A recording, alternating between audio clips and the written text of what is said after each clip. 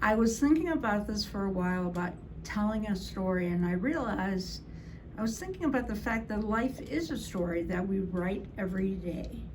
And sometimes we get obstacles in the way, and we have to decide how we're going to go through it.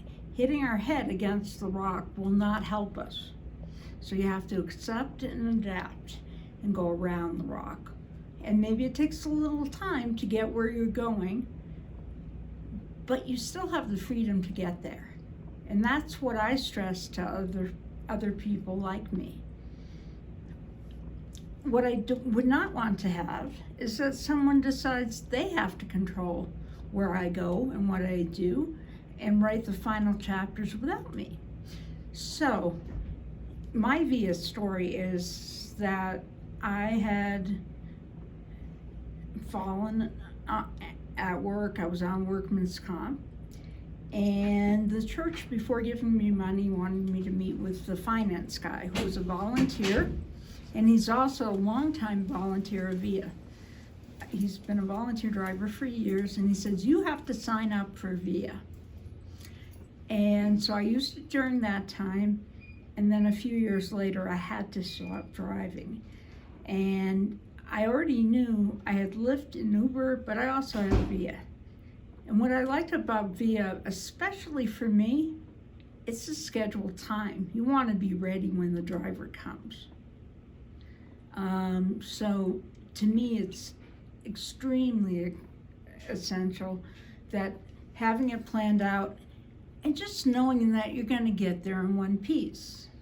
There are wonderful Lyft and Uber drivers who will bring me all the way up my tall driveway and then up my ramp. But there's also people who resent the fact that they have to pick you up in a wheelchair, cram it into their cars, and I've already broken one wheelchair that way. So it's really important to have a safe way to travel. Now, another big part of it, though, is to have nice people driving. You know, like Craig Christopher has said, our drivers are our billboards. And it's about service and relationship. So when I started using them full time, they would get excited if after a surgery I was going swimming again or going to an art class. And the next driver who picked me up knew all about it and said, yay, we're back to swimming, but today we have to go to an appointment. So it is a relationship that gets built with the drivers and a trust level.